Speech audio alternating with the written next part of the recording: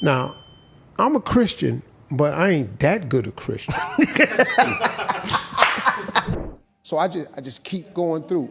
But then I'll tell you something too, haters motivate me. Because when they talking about me, that means I'm doing something. For years, Steve Harvey's empire was treated like sacred ground. Family values, faith, and feel-good motivation wrapped in a designer suit. But lately, that shine is cracking. According to online claims and industry whispers, his wife's name has been dragged into a rumored federal substance probe, a story made even darker by allegations that someone else may have taken the blame. Now that same man is teasing a memoir that promises to tell everything. At the same time, Harvey's ex-wife has resurfaced with a series of explosive videos, accusing him and Marjorie of profiting from what she calls years of exploitation, demanding half of what she believes was taken from her. These are her claims, not court rulings, but they reignited old questions no one wanted to revisit. Comedy insiders say Cat Williams is quietly encouraging people with grievances to come forward, while sealed court records and gag orders are ticking toward expiration. He took my Winton from me. He turned my son against me. Add in tens of millions in pending legal demands, complicated past relationships, and a leaked internal email tightening access around Harvey, and suddenly the silence feels intentional. The biggest question isn't what's being alleged. It's why now, nearly 2 decades after the divorce. And why did a key member of Harvey's social media team disappear just as Marjorie's history started circulating again? Nothing has been proven, but the timing is loud. And if another leak lands, this won't be about embarrassment. It'll be about survival. The instant Mary Shackelford's video surfaced online this week, the polished mythology surrounding Steve Harvey began to splinter, publicly and fast. Musical note: this didn't read like a bitter outburst or a late-night rant. It felt deliberate, strategic, like someone who had been silent for nearly 2 decades and finally decided the clock had run out. Nation. Hell hath no fury like a woman scorned. Well, Steve's learning that the hard way tonight. Steve's ex-wife, Mary Harvey, is angry, and she's going public. Across 4 tightly timed uploads, Mary didn't just revisit old wounds. She reframed the story entirely. Her words weren't emotional pleas. They sounded methodical, almost legal, as if every sentence had been rehearsed while watching an empire rise on what she describes as her collapse. Musical note: she's no longer talking about back payments or missed obligations. The figure being discussed now is far more aggressive. Half of everything Steve Harvey and Marjorie have amassed since 2005, the year their marriage officially ended. That demand isn't about support. It's an attack on the financial narrative propping up his public persona.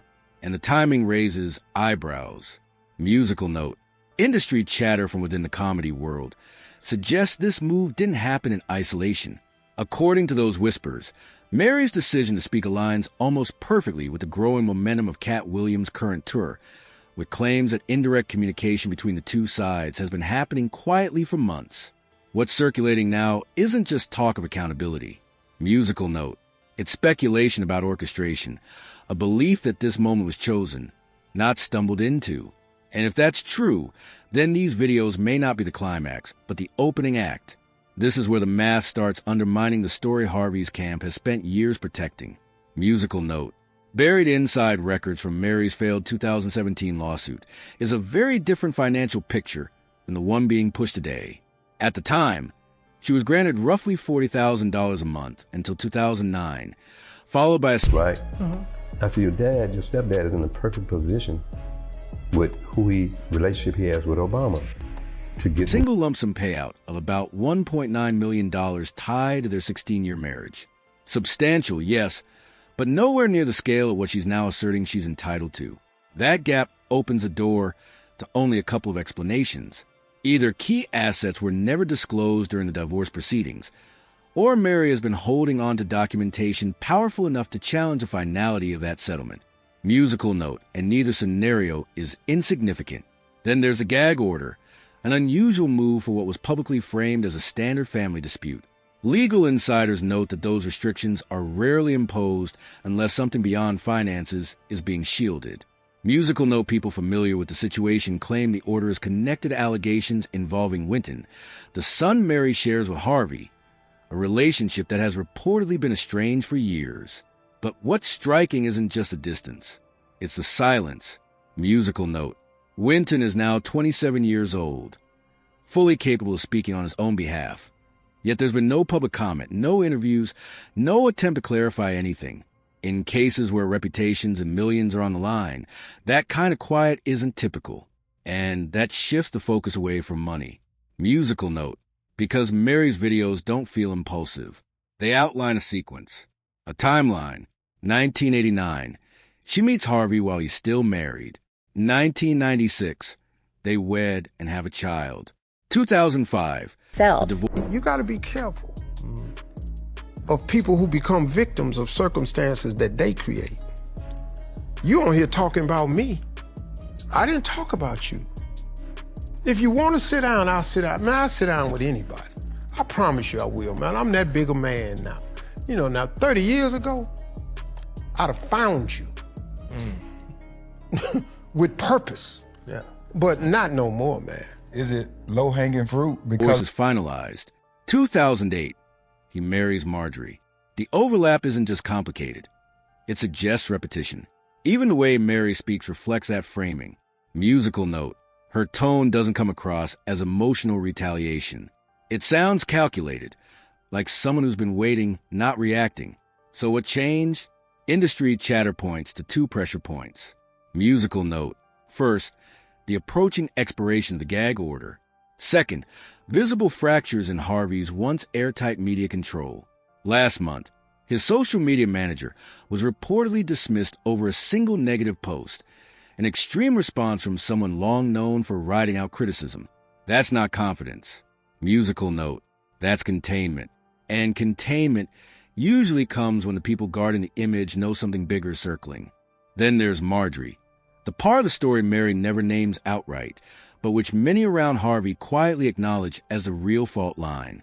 Her history predates the polished image, and according to long-circulating industry chatter, it's far more complicated than the public ever saw.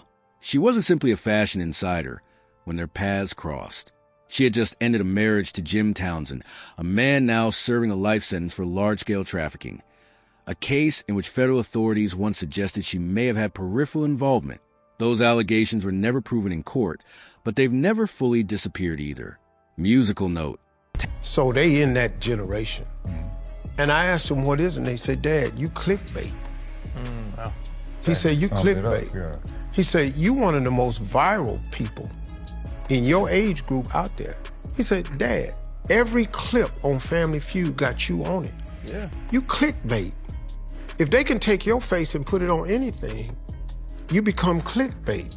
He said, and that's what it is, you know. Townsend's upcoming memoir, Snakes in the Garden, is scheduled for release next month, and excerpts reportedly circulating privately are stirring unease.